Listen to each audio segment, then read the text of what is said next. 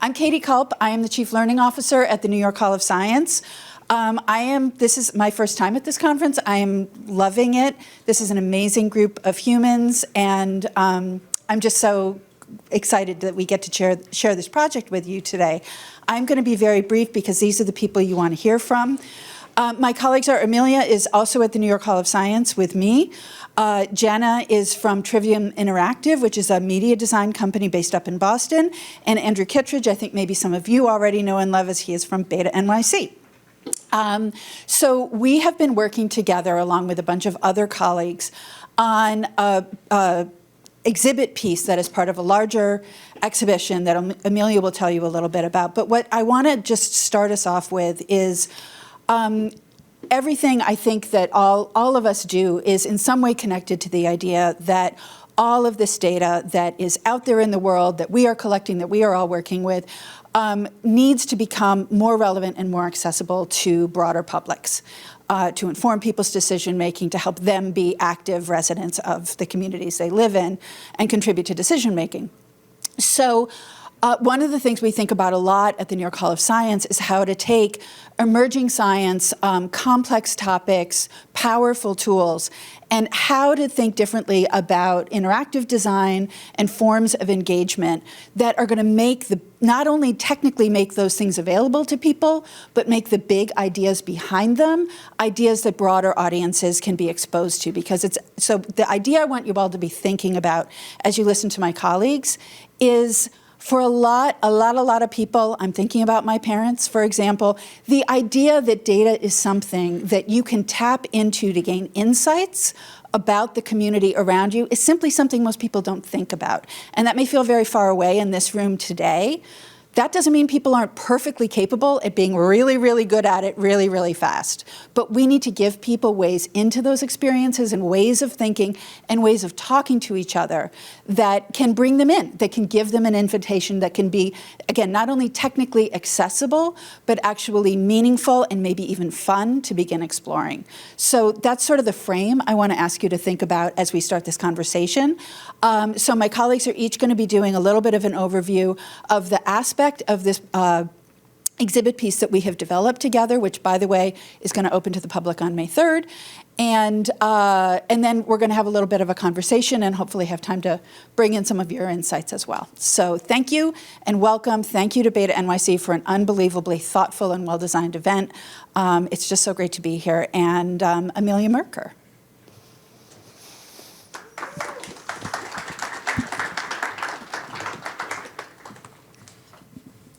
All right.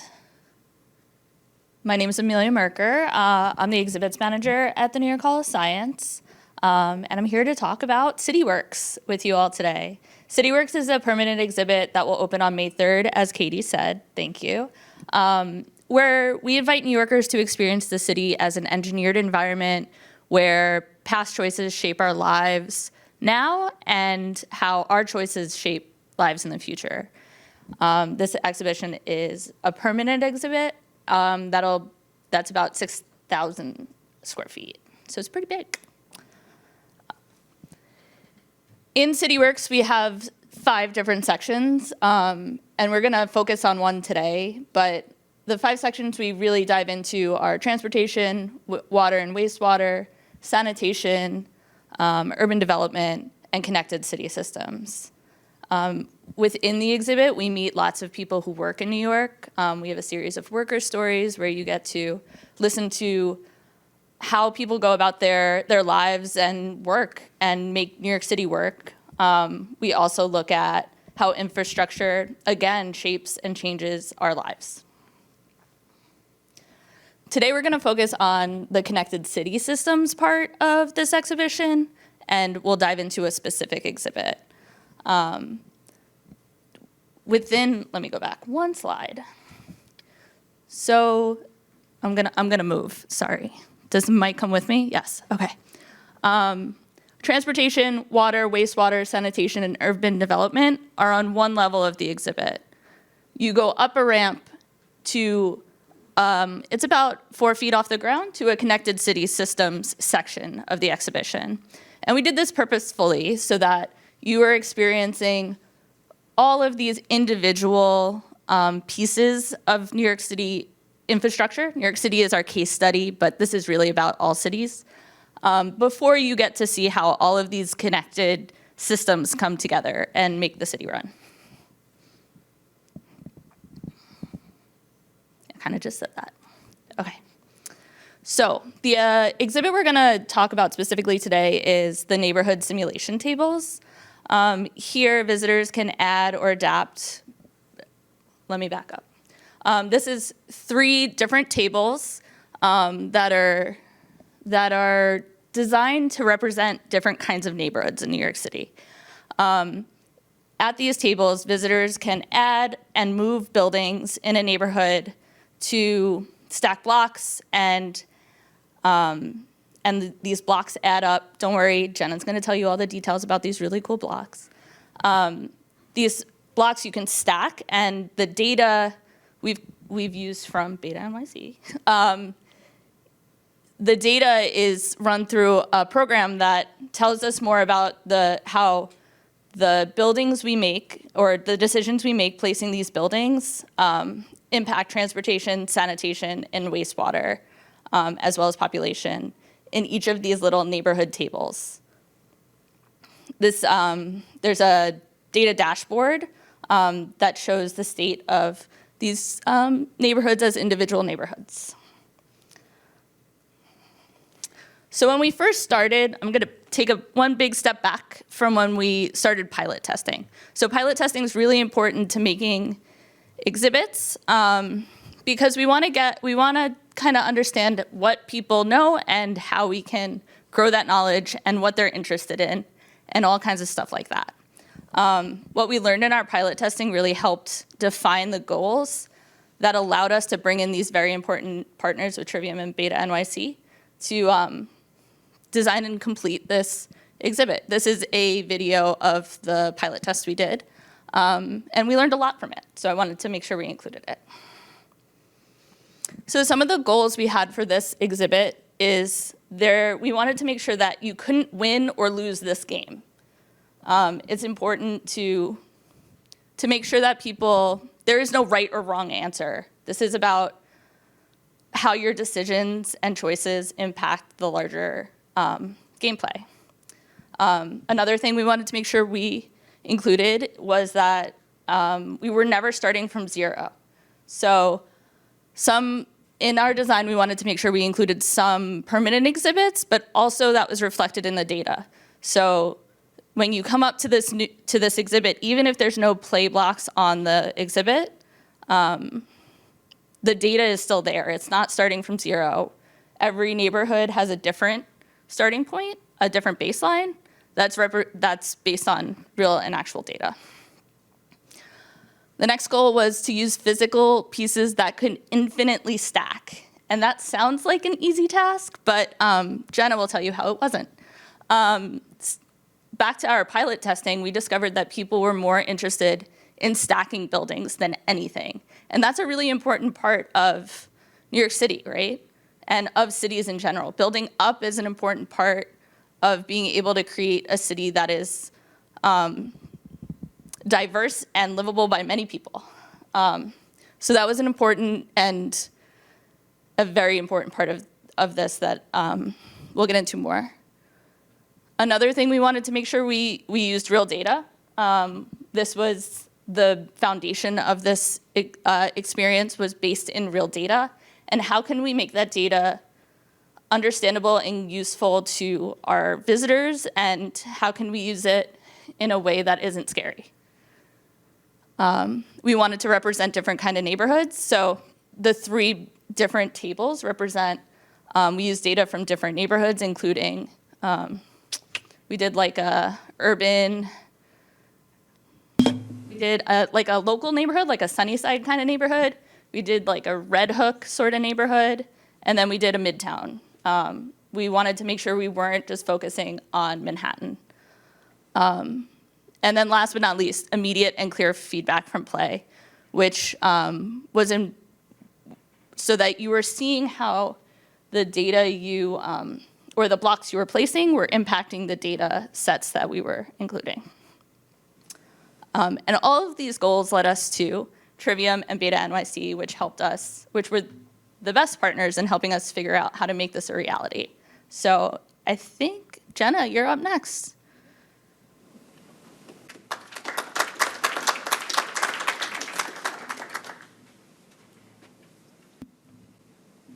Hi, so my name is Jenna Lang, and I work at Trivium Interactive, an interactive media design and production company. So we create digital media at a variety of museums, such as NYSCI, zoos, corporate centers, anywhere that really has a story to tell and an educational purpose. I'm a content producer at Trivium Interactive, so I am a writer and an interpretive planner, but my background is in research, specifically in health communications research. So in my role at Trivium, I'm really excited that I'm able to take real data, real subject matter expertise, and serve as an advocate for that content through the media production process, whether that's through making sure that our interpretive goals are grounded in truth, or serving as an advocate for those interpretive goals so that the users at the very end of our media production actually come away with the messages that we intend them to. So when NYSCI approached us for this project, we were really excited because they had already developed such strong interpretive goals and had a really thoughtful understanding of how they wanted to educate their visitors.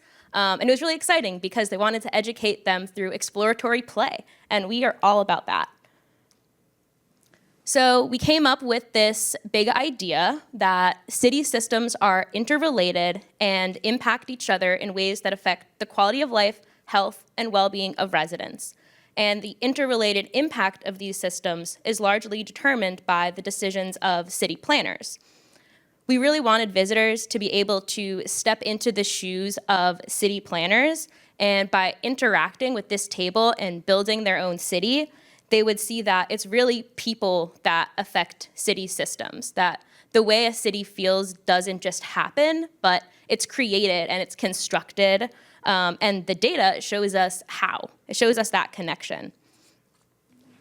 So we next came up with the main messaging goal, which for this was that the messaging will be built into the interactivity of the experience by means of immediately visible, graphically represented cause and effect.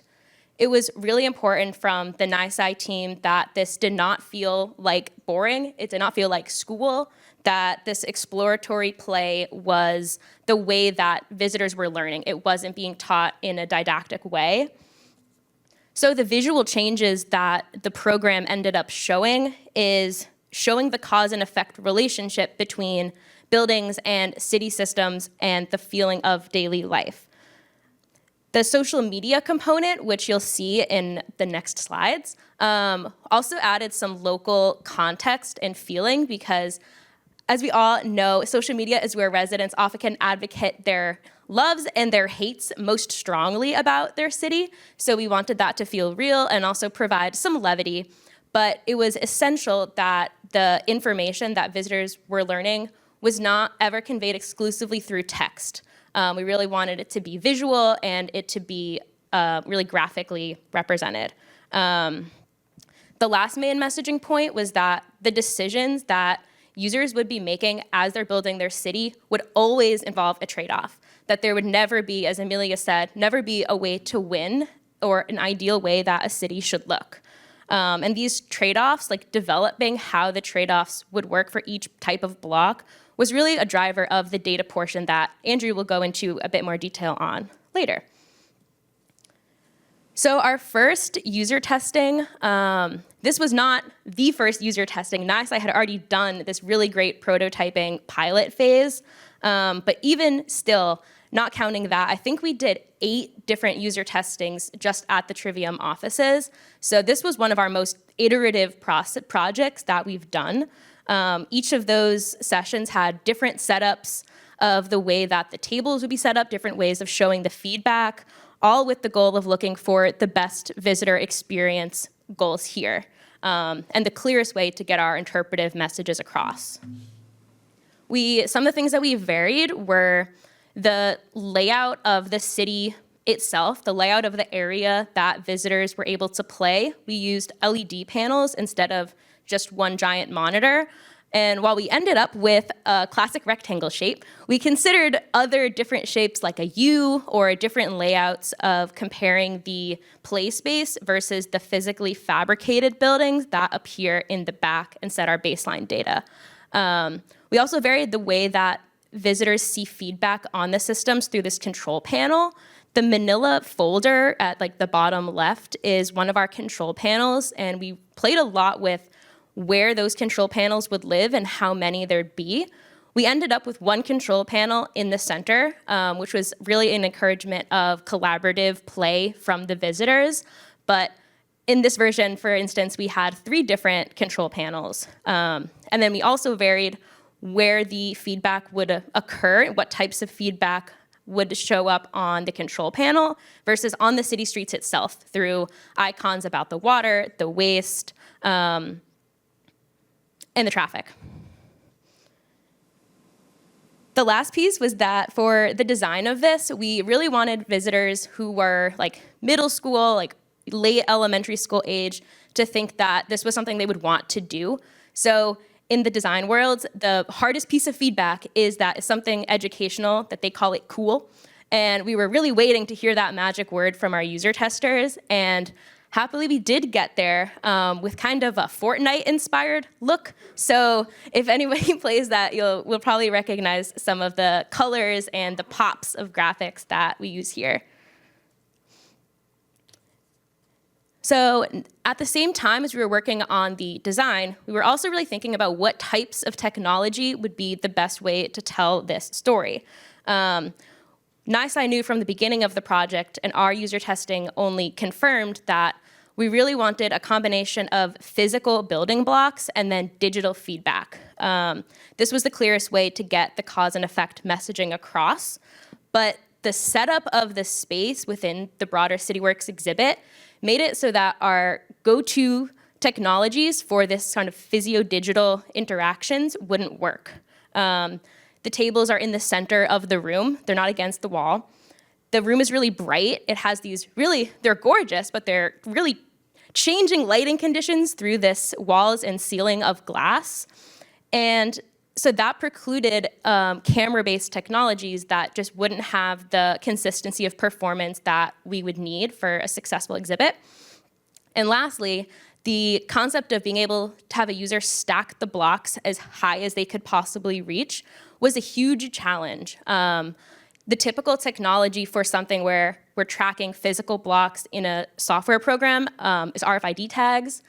Those weren't working once you get past about 3 buildings. And there's way more stories in a lot of these New York buildings than 3. Stacking also made camera-based technologies like LiDAR, ultra-wideband, other types of depth sensors really difficult because once you started stacking high in the front, the sensors can't see what's going on behind that. So when visitors are building in a like on an XY plane, you really could only accurately represent the buildings on the edges, and we needed to see that middle. So we ended up realizing that the best way forward was to develop a new technology. And this is not how exhibit design typically works. Typically, we retrofit existing hardware with custom software. So this was a huge ask for NYSCI to trust us to make this happen and to make it happen on time and in budget. So we were really grateful that we had built this relationship of trust over the user testing portion of the project. And we think that we came up with a really unique and special experience that their visitors can have and they can't have anywhere else. So this is the technology that we came up with. It is custom blocks embedded with one-wire circuits and software that detect their presence on bases.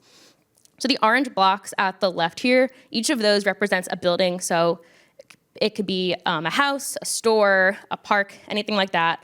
And they stack together with little magnetic connectors at the bottom.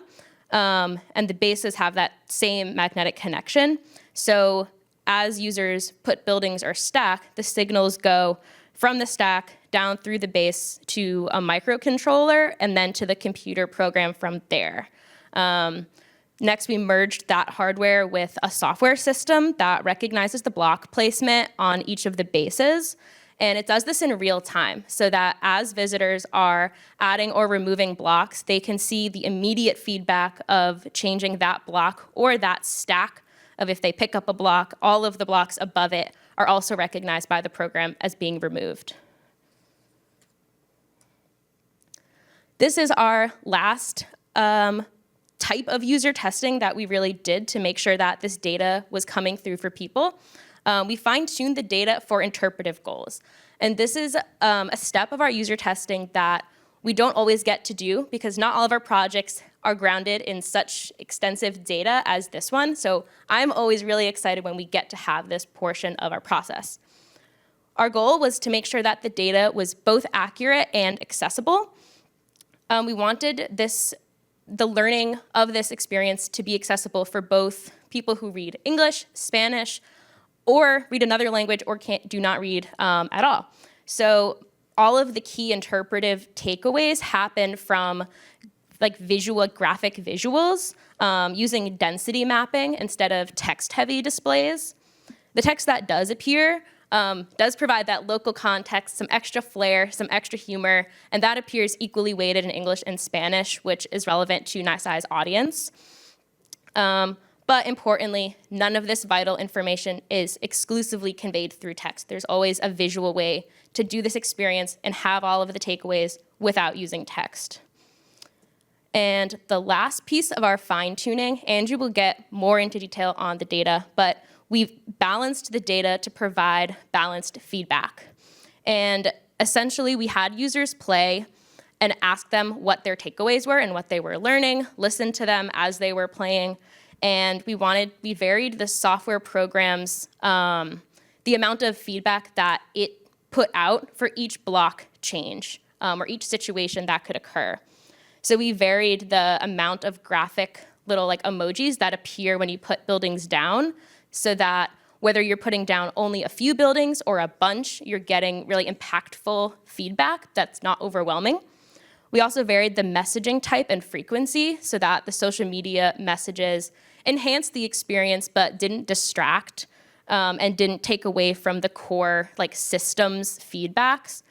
And lastly, we also adjusted for rate of play. So if one person is using this experience or people are using it slowly, only changing a few things, the program will put out more feedback per block than if there's a bunch of people using it, things are happening really fast. The program will kind of slow it down a little bit so that they're able to see the impacts and see the takeaways without just like craziness happening. We have a little craziness, but not too much.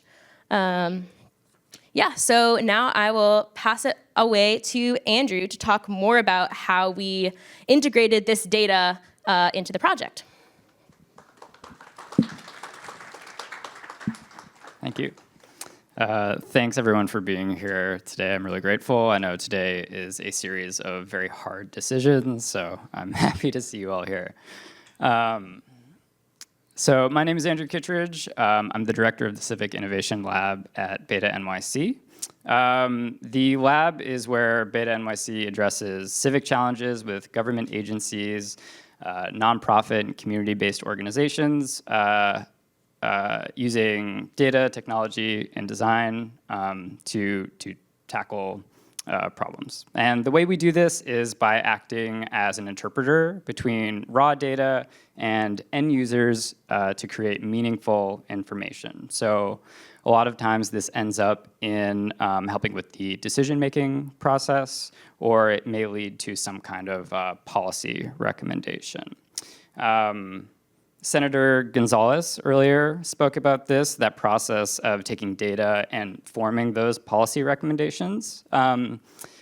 But where we find meaning in our work, what drives us is that not every organization, not every municipal agency has the ability to do that. You know, not everyone has a data scientist on staff. Not everyone has a data analyst, engineer on staff. You know, if you attend any of the Open Data Week events and you stick around for the Q&A, a lot of times what you hear is, you know, some bigger city agencies are doing really cool things, and a lot of the audience members are working at smaller agencies who have some of the same concerns, but maybe they're on a team of just one or two.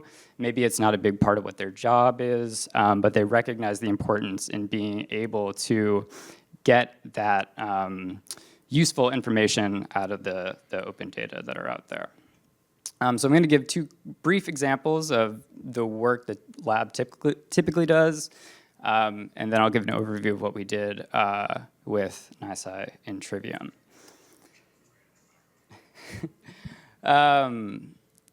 So this year, as some of you may know, the MTA released its data set of bus route segment speeds.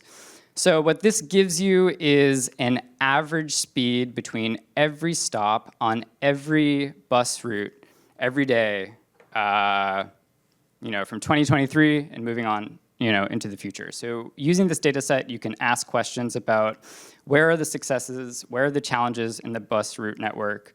But in order to do so, you have to crunch a lot of data. Again, if you took the bus to get here today, the average speed between each of those stops you took to get here will eventually end up in this data set. So working with it, if you're not comfortable with working with data, that's a really daunting task.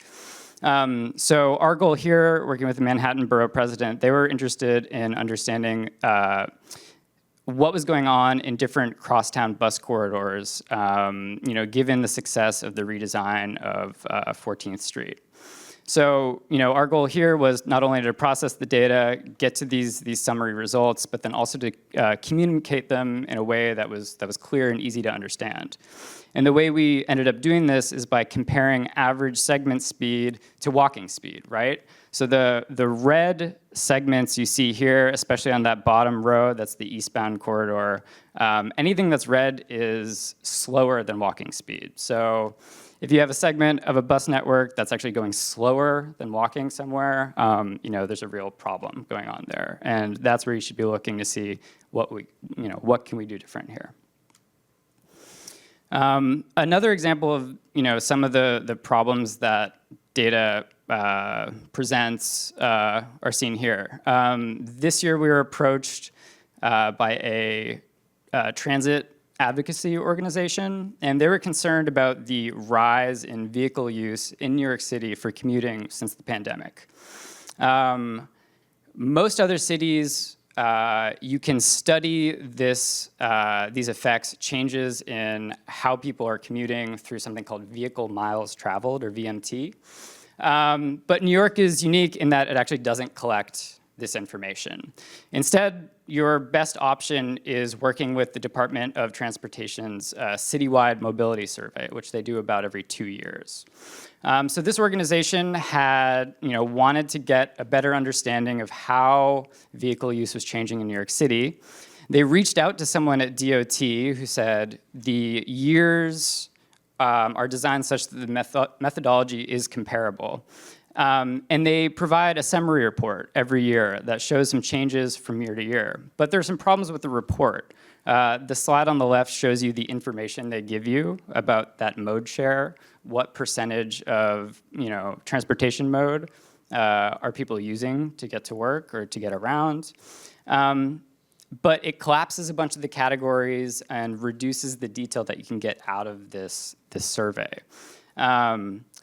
So to get those more detailed results on the right, you actually have to work directly with the survey data. And this is something that our contact at this organization just didn't quite feel comfortable with. They hadn't worked with survey data before. They didn't know about weighting methodologies, this and that. But they approached us. We crunched the numbers, we accounted for the differences between the 2 years, and we were able to get them the information that they needed, that they knew was in the data, but they just didn't know how to get it. So in both of those cases, we're doing data analysis to lend support to decision-making, to policy recommendation, or an organization's advocacy efforts. We were excited by working with NYSCI and with Trivium because we were approached to do that same kind of interpretive work to provide meaningful information, but for a different audience. and for a different goal, right? So here, rather than getting to specific analysis, specific figures, we are supporting the learning process here for younger learners and their families. So that's not something we typically do. So that's why it was really exciting to work with them all. So as you heard earlier, the way the simulation works is that for each of our sort of archetypal New York City neighborhoods, we have a neighborhood base profile score for these 3 city systems: waste, flooding, and traffic. Each of the block types used in the simulation, we have some kind of score. How does green space affect waste? How does it affect flooding? How does it affect traffic? And then the sum of that base profile score and all the blocks present on the sort of playing table of the simulation results in those new system scores. So that's where you see that feedback. If I add this park, if I add this parking garage, how does that affect these city systems? So I'll give a brief example of how we got to one neighborhood baseline and how we determined one of the sets of scores for one building type. Again, we're typically, when we're doing this work, we're using, maybe 1 or 2 data sets to get to, a specific analysis. But the work here was a lot more open-ended. So we started out thinking about what's every data set out there that we could use to think about trash in New York City. What about flood risk? How do other people measure flood risk? How does that work? What's available for measuring traffic? What's not? How do we make up the difference? In the end, I think we ended up using like 20 open data sets, I think something like 11 city, state, and federal reports, and a couple academic papers as well. For traffic, for example, we're interested in flows. How does the effect of one building affect, the flow of traffic? So we ended up thinking about traffic in terms of congestion. And the way we did that was by comparing counts of different modes of transportation to the amount of supporting streetscape infrastructure. And the data sets that are listed there on the right demonstrate some of the kind of trade-offs, some of the limitations we had to work with. We knew we wanted to consider many types of traffic, not just vehicle traffic, not just subway or bus traffic, but we wanted to include pedestrian traffic, cycling traffic, vehicular non-truck traffic, and truck traffic. But there isn't one comprehensive source of data for pedestrian traffic in New York. How would you define that? Is that people walking around on sidewalks, but what about people who walk in the middle of the street? I mean, it's hard to slice things in any one particular way, especially when it comes to what data are actually out there.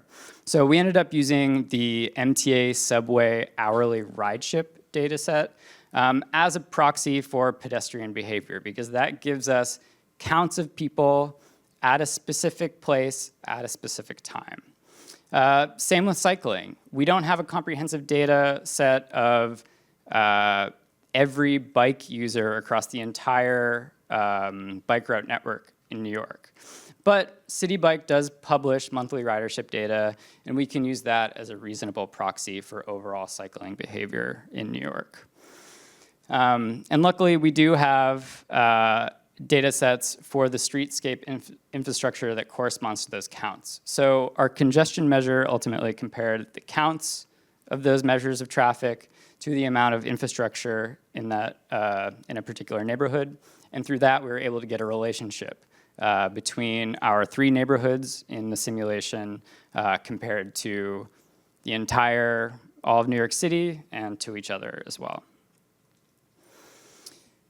When it came to measuring the building level impacts on our city systems, this was a little less straightforward, and I think waste is a really good example of that. Through some city reports and data, we have actually specific figures tying specific kinds of land use to waste generation.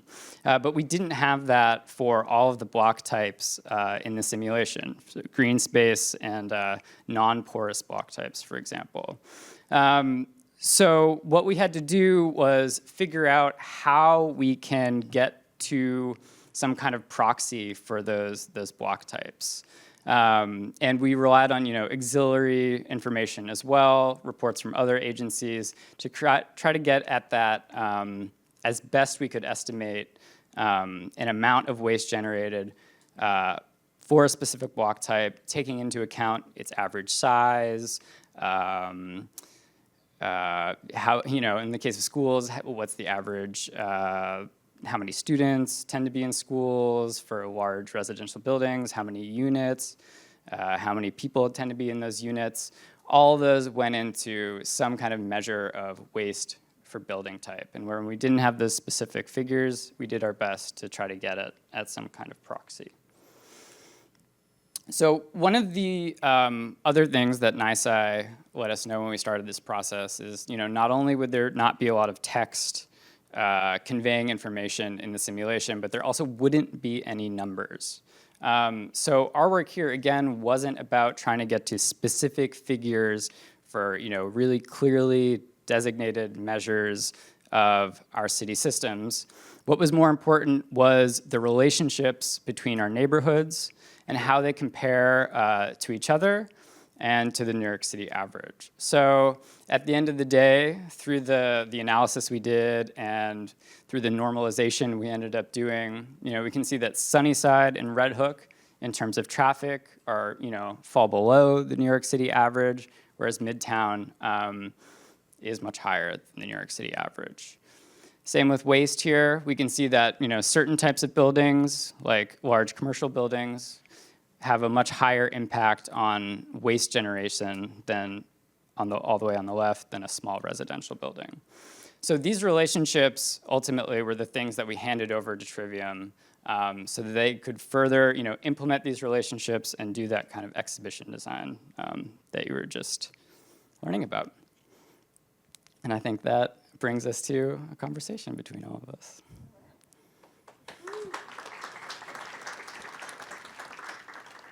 Awesome.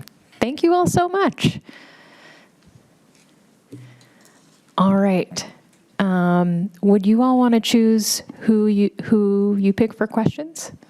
I want to give these guys talk just for a few more minutes. Okay. Among themselves, but then, yeah, we can do that. Awesome. Sounds good. That sounds great. Awesome. So Andrew did a great job everybody did a great job. Thank you, you guys.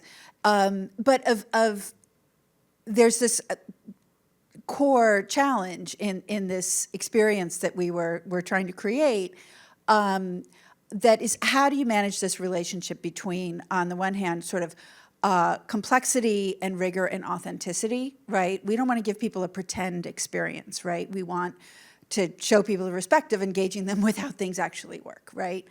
And if our message is about beginning to think about that these data are sources that are accessible and meaningful to us, we need to actually be working with the data, right? On the other hand, a fundamental idea in educational media design in general of any kind is comprehensibility, right? That you've got to give people a sort of heuristic space in which the information you're sharing with them, the opportunities for choice and action you're giving them are manageable, right? So New York City subway map, like all-time great example of that, right? That's a place that sacrificed, the classic one, right? Sacrificed accuracy from a geographic perspective to make choice comprehensible, right? So I was just hoping we could, and then I do want to give people a chance to ask questions. But if you guys could just reflect a little bit, and we don't necessarily need to go down the line if you want to jump in on each other, but about some of those choices. One of the things I was thinking about at the end of what you were saying, Andrew, was the choice to throw out hospitals. I don't know if that might be a good example to start with. We threw out hospitals, sorry. We did throw out hospitals. So one of the when you're making an exhibit, you make a lot of decisions. You make a decision constantly, right? And those decisions have weight, and that's a lot of pressure sometimes. But one of the decisions we had to make after receiving data from Andrew's team was that whenever you put a hospital down on this play table, you could not recover from the waste that it created. Hospitals create an enormous amount of waste. We all know that. They're also very important to communities. And we wanted to make sure that when people were playing or using this interactive, that one thing wouldn't, going back to, we didn't want people to win or lose. We also didn't want one thing to completely like blow up the entire data set and the systems that we were trying to help people better understand. And because hospitals were such an outlier, we had to make the decision that while we very much think hospitals are important and part of this and part of our community and they take a lot of resources. And by removing the hospitals, we were able to stay true to the data while making it comprehensible to our visitors. Yeah, I think the decision to remove that was hugely important from NYSA's end. Like, it felt really wrong to disincentivize visitors from putting a hospital down. So I think that was the right decision. From our work with Trivium, I think one of our biggest challenges in this question was about we internally we called it like the fear of the flood, because when visitors were putting down their buildings, and as they put more and more down, they're seeing the systems, the load on traffic and congestion, waste, and flooding increase. An increase in congestion or in waste didn't give them the same emotional, like, oh my God, I'm doing something wrong, that an increase in flood did. And we thought about maybe why would this be? And the kind of answer we ended with was that a lot of people just see congestion as waste as just a fact of city life, that it's not something that's inherently always a problem that needs to be fixed. It's just like when you get a bunch of people living together, this is part of the deal. But flood was different, and that people felt like this was a problem that they needed to solve with the building blocks that we gave them.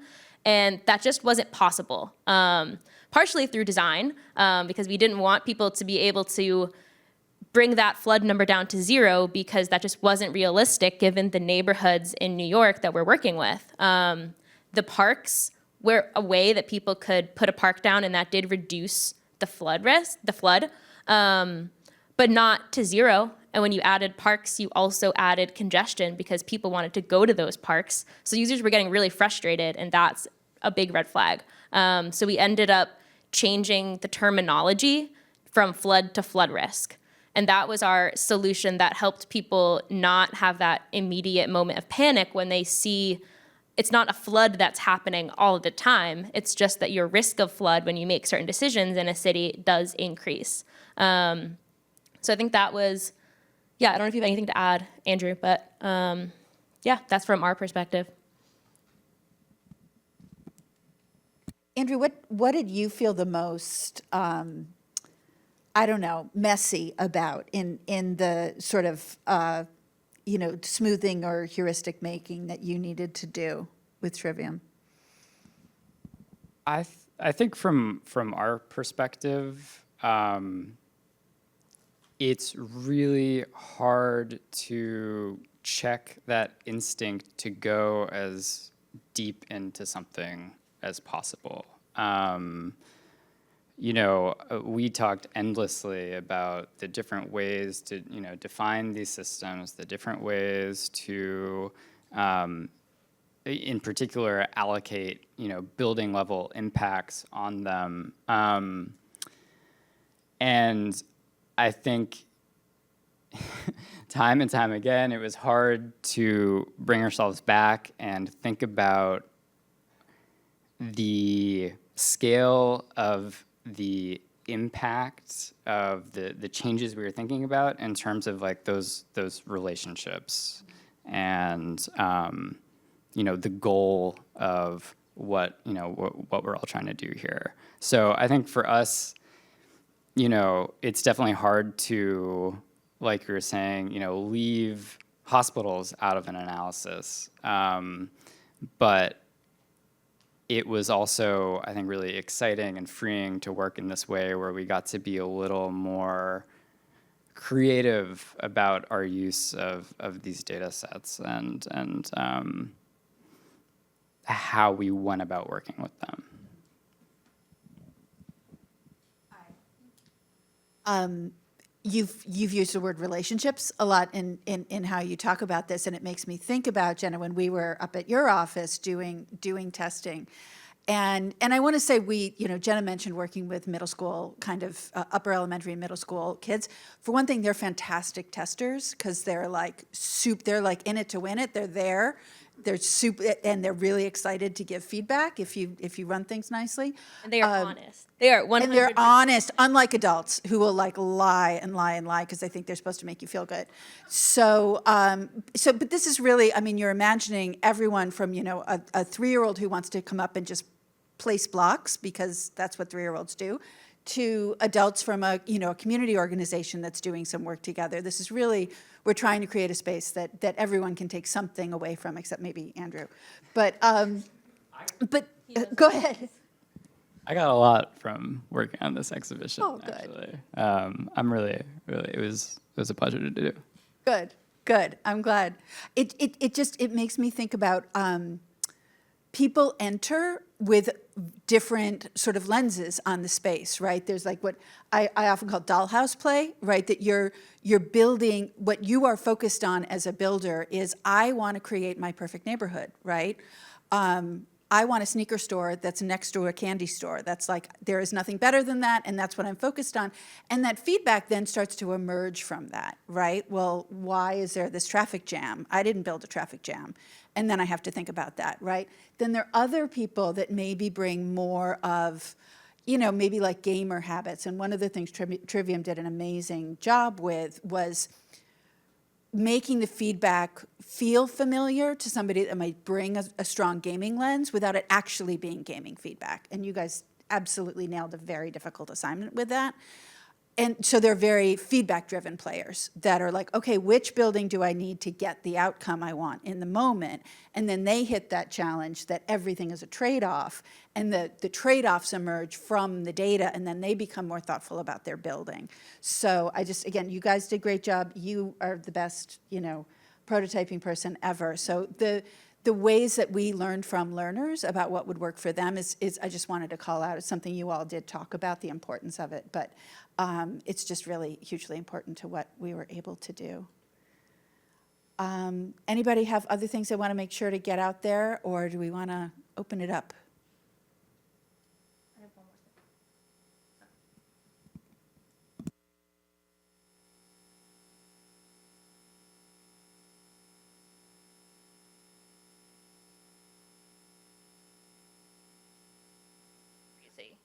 Okay, there we go. Is that better? I'm very loud, so when I talk on a mic, I try to talk softer. So I never know how loud I am. One thing we wanted to make sure in building those relationships we were listening to the conversation that these visitors were having with each other. It's amazing when you watch middle school kids, how they have all different goals, and when they come together and make one goal together, it's like, that's how you know you made something really cool, because they never agree on anything. So listening to those conversations about like, but if we put the park there, then we can't go to the pizzeria after school and like go get our sneakers, and now there's too much flooding, and like those are equally important to us as them understanding the data, I would say, and that is building those conversations and relationships makes them start to think about how the data really does impact their decisions in their lives. I think my last piece here comes off of that, is that a lot of our work, when we work with subject matter experts and work with data sets and people who know a lot about the topic, trying to make something for people who know little to nothing about the topic, is that a lot of these museums and other educational spaces where this data is going are places of inspiration, not places of education. These places and the experiences people have are biggest goal is that they feel inspired and engaged and then want to learn more. And that self-driven learning is often a lot more fruitful and a lot more long-term for them and impactful with how they will then change their actions than if they were to just go into a space and be just learning the facts. So when we tailored with we worked with the data gently. Our goal here was that people would feel inspired and feel ready to do something because of what was happening on their city. And then hopefully then they'll go and they'll learn more, and then they can dig into more complicated data and more kind of educational interactions. I think it was really rewarding for us on the team to think about, new ways of creating, meaningful information, how that can look different in different contexts. I think just that idea of, getting these large open data sets to encourage someone to think more creatively, to foster curiosity, to think about their place in the city and the world around them, I think was what I took away from this, and I'm really grateful for that. Yes, questions? One request is that when folks ask their questions, please turn on your mic. Just press speak once, it turns red, it's on. Say your name and pronouns so we know how to refer to you. Thank you. Like the UN. Hi, yes. Hello, hi. My name is Alejandra. I use she, her pronouns. I'm very curious about how your team sort of made sense of the data sets where maybe some neighborhoods aren't actually represented in those data sets. So for example, I'm thinking about like the east side of the Bronx that doesn't have any city bikes. So how do you sort of like make sense of that sort of like missing data piece for a neighborhood?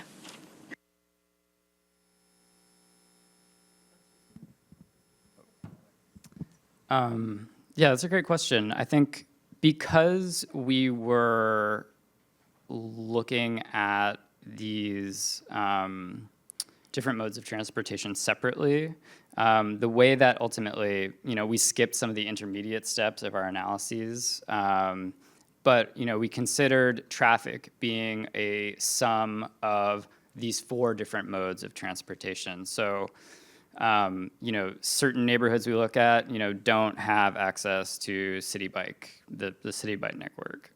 Some don't have subway stations at all. So rather than us, we weren't only looking at these 3 neighborhoods that are used sort of as an archetypal neighborhood.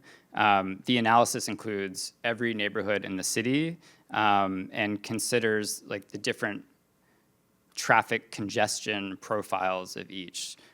So in a neighborhood, without City Bike traffic, we took that as, well, there probably isn't much cycling congestion in this particular neighborhood, and that's unique to like the overall profile of traffic in this neighborhood. I'll also just add that internally, we talked about Midtown, Sunnyside, and Red Hook, but those names don't feature anywhere on the neighborhood simulation tables. When visitors approach them, the differences are based on how the physical, like permanent fabrication looks, whether there's water, the street layout, the lighting, all of these kind of physical elements that bring types of minutes, or reading 5 minutes 9 there, bring the types of neighborhoods to life without specifically identifying them. And then real video footage is also used. There's these 3 monitors behind that show kind of rotating footage with what different types of neighborhoods look like in New York, and those use more than just the 3 neighborhoods that we listed. So when people walk up, they see like, oh, this is a urban center that is on the water, and there's a lot of construction, and they pull those characteristics, but they're not tied to a specific location. Any other questions? Yeah, go ahead. Hey, my name is Ben, he, him pronouns. You mentioned this a little bit, but I was curious about the like physical, like LiDAR didn't work, you couldn't do every the other stuff, and you had these like little one circuit blocks. Could you just say a little bit more about like the hardware prototyping that went into that, and like what the thought processes was, and like what you tried, what worked, what didn't, et cetera? They had to survive if you threw it at your brother.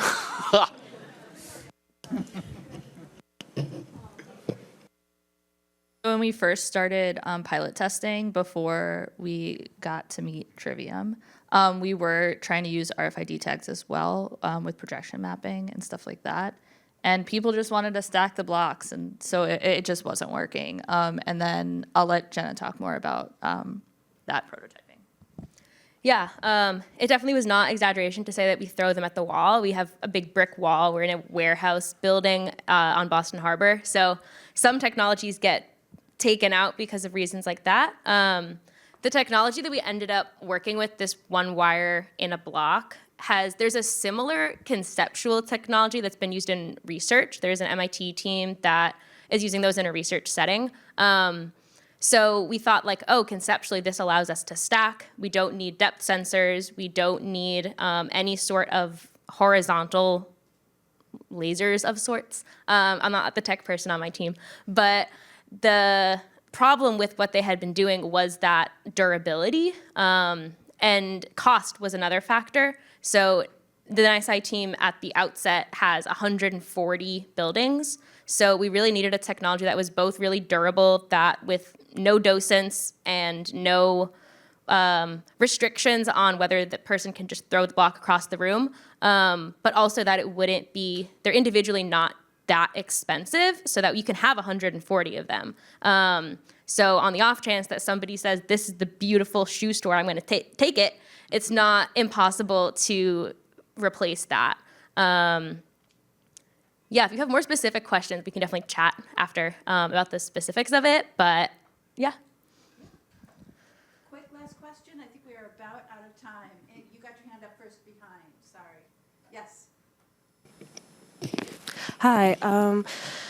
I love that your installment goes to debunk the idea that things are just the way they are and that like things like traffic are just a fact of city life. And I wanted to know that how you got the message across to kids that, you know, city structure is created and, you know, the decisions are made by people. How did you go from them thinking that I'm the one making the decision to there's people in the city, that the place that I live are making these decisions? That is a great question. So we talked about one specific exhibit in an exhibition about cities. And throughout the exhibition, we meet different people, and there's other experiences that speak more to, hey, people make these decisions. It's an exhibition where we're really trying to meet at the people level, right? People make the city function, people make the city work, people make decisions that impact all of us. So throughout the exhibition, there's like city workers that we meet sanitation workers, we meet tons of humans that go into making the city work. In coming up the stairs and playing God at the simulation, not starting from zero was an important part of trying to show that people have already made decisions that are impacting the data sets, but also, you know, how people live in the city. And if you're the person making the decisions in the future, this is the outcome of those decisions you're making. Did that answer your question? Okay. Does anyone else? Oh, we're out. We're out of time. I think we're all around the rest of the afternoon. We appreciate your time so much. Thank you, Beta NYC. Thank you. Woohoo. And everybody have a great rest of the day.